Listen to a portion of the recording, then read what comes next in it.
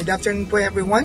Once again, ito po inyong kaibigan at ang inyong kapatid si Panginoon, si Dexter Tibuena. At may panibago na naman po akong video ng aming praise and worship na gusto ko pong i-share sa inyo sa araw na ito. Pero bago po yun, nais ko magpasalamat for those people who've watched and liked the video or the first video that I uploaded here in my Facebook page. At ang video po na inyong matutunghayan sa araw na ito ay ginawa po namin o praise and worship video po namin last June 2024, and this one is very memorable for all of us sa music ministry, sa praise and worship team, dahil po ito yung first Sunday na ang ginamit na po namin ay yung bago po naming equipments sa amin pong or sound system para po sa aming praise and worship. At ito po ay talagang matagal po namin pinangarap, matagal po namin pinag-pray sa ating Panginoon, at ito po ay ibinigay ng Panginoon sa amin noong isang taon sa tulong po ng sama-samang pananalangin, at may mga tao pong hindi po ang Diyos para mag-provide po ng financial blessings. At talagang ito po yung matagal naming hiningi sa Panginoon, at yun nga po, last year ay excited po kami pare-parehas na tumugtog, umawit at sumayaw sa Panginoon dahil nga po bago na po ang aming sound system. At ito pong praise and worship na ito ay yun nga po, first Sunday kung saan first time kayo po namin ginamit ang aming pong mga bagong equipment. So tunga po, kayo po ay mabless muli, at ini-invite ko po kayo na i-like at share ang video na ito ng aming praise and worship ng Holy Trinity Music Ministry. Again po, ang aming pong pastor ay si Pastor Irving de Mesa, at ang aming pong church ay sa may PN po, particularly sa likod po ng Baste Canyacao Campus. Yung pong kalye doon, at doon nyo po matatagpuan ang aming church. And I invite you na sumama po sa amin na puli at magpasalamat sa ating Panginoon, whether it's in our church or online. So once again po, ito po ang video ng aming praise and worship team na ginawa po namin last June 2024. Thank you po and God bless. Good afternoon po friends. Kamusta po kayo? Bago ko nga po pala i-upload yung video po ng aming praise and worship last June 2, 2024, ay gusto ko munang pasalamatan yung mga taong ginamit ng Panginoon para po maging posible yung pag-upgrade po ng aming sound system sa aming church. Siyempre po, unang-unang gusto kong pasalamatan o gusto namin pasalamatan ay ang aming pastor at ang kanyang bahay, si Pastor Irving de Mesa at si Ninang Babes de Mesa, na silang nagbigay ng go signal sa amin nung inopen na sa kanila ang idea na panahon na para mag-upgrade ng gamit. Kaya po Pastor, Ninang Babes, maraming pong salamat sa inyo at pagpalain kayo ng Panginoon. At pangalawang gusto kong pasalamatan ay si Ate Mel Fernan, ang aming church secretary, na siya rin po ang naging masigasig para kumbinsihin ang aming pastor at sabihin na may budget. Although nung panahon na yon ay hindi pa sapat yung budget, pero nabanggit niya kay Pastor Demes na may budget para sa upgrading.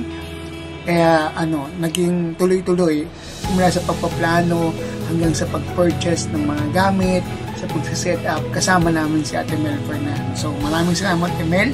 At syempre kay Kuya Felix Tolentino na tumulong din sa amin para makilala namin si Kuya Rico Bicol na nag-assist sa amin sa simula nung nag-meeting kami, nung in-open up sa kanya yung idea ng pag-upgrade from Batangas. Nagpunta po siya dito sa Cavite City para makita yung structure ng church.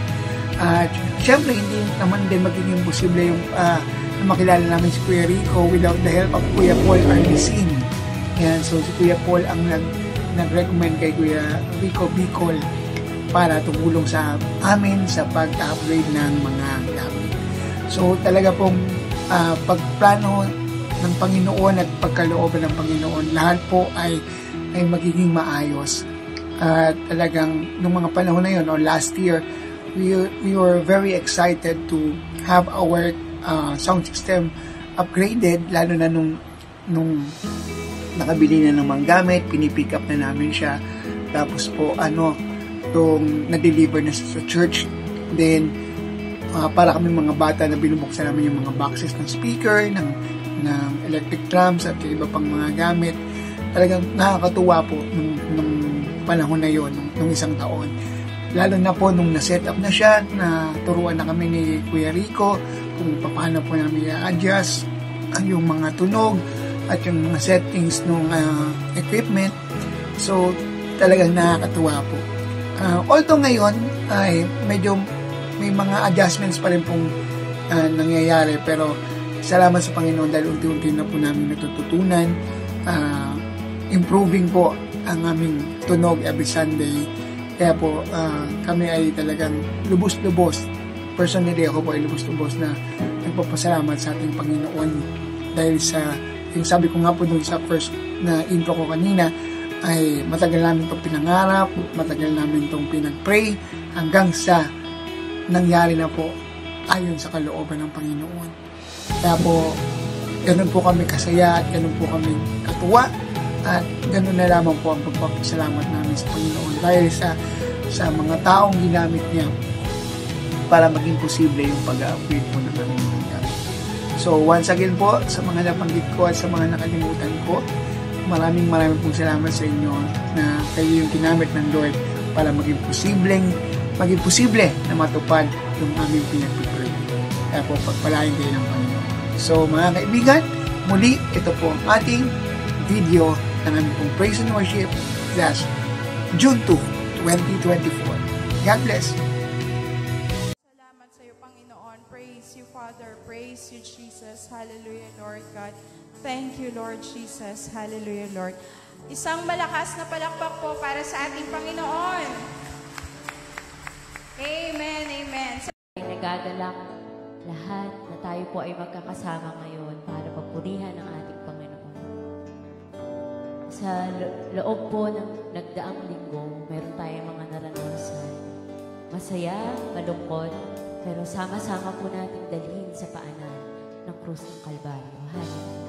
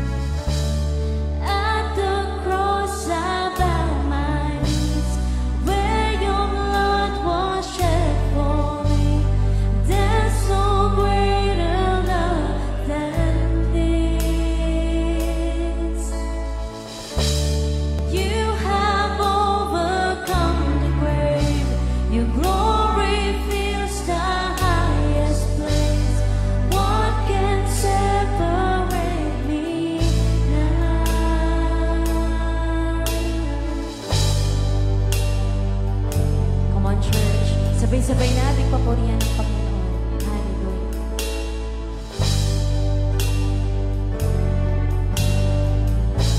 You go before me.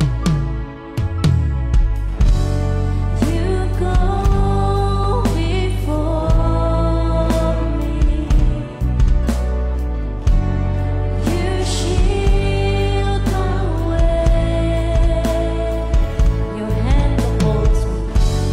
Your hand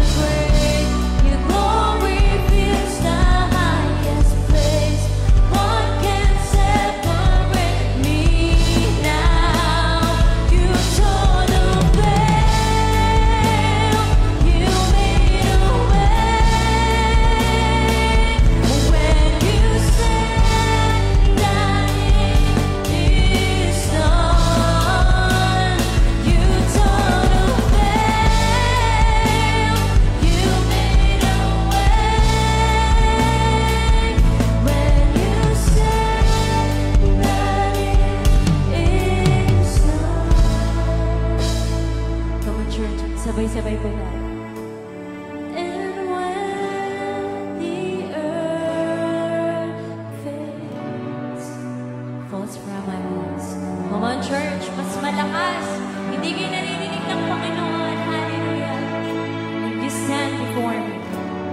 You stand before. I know you love me. I know you love me. Minsan pa, I know you love me. At the cross, I bow my knees, where your blood was shed for me. There's no greater love than this. To know you have overcome the grave. Your glory fills the highest place. What can separate me now? At the cross I bow my knees, where your blood was shed for me. There's no greater love than this. To know you have overcome the grave. Your glory fills the highest place. What can separate me now? You tore the veil. You made a way when you said that it is done. You tore the veil. You made a way when you said that it is done.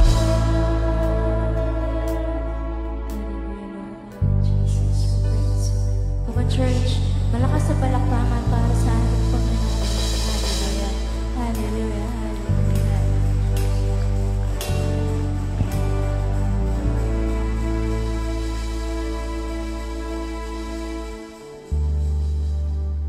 This place. In Jesus' name we pray. Amen at amen. Hallelujah. In good condition po ba yung mga kamay natin? Amen? Healthy po? Ayan. Sige, try nga po natin pumalakpak ng sabay-sabay para ma-check natin kung talagang healthy yung mga kamay natin. Yan. Amen. Hindi po ba napakasaya na magkakasama po tayo ngayon muli para papurihan ang Panginoon? Ngayon po, re-request lang po ako sa inyo. Pwede po bang sabay-sabay po nating sabihin, yes, Lord, yes, Lord, yes, yes, Lord. Pwede po bang sabay-sabay tayo? 1, 2, 3, 4. Yes, Lord, yes, Lord, yes, yes, Lord. Parang mahina. Minsan pa po. Yes, Lord, yes, Lord, yes, yes, Lord. Minsan pa po. Yes, Lord, yes, Lord, yes, yes, Lord. Amen! Yan.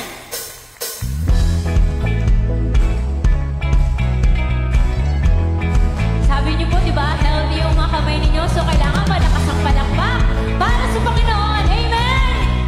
Maaari po tayo sumayaw. Huwag po tayong mahiya. I'm trading my sorrow. I'm trading my shame. I'm laying them down for the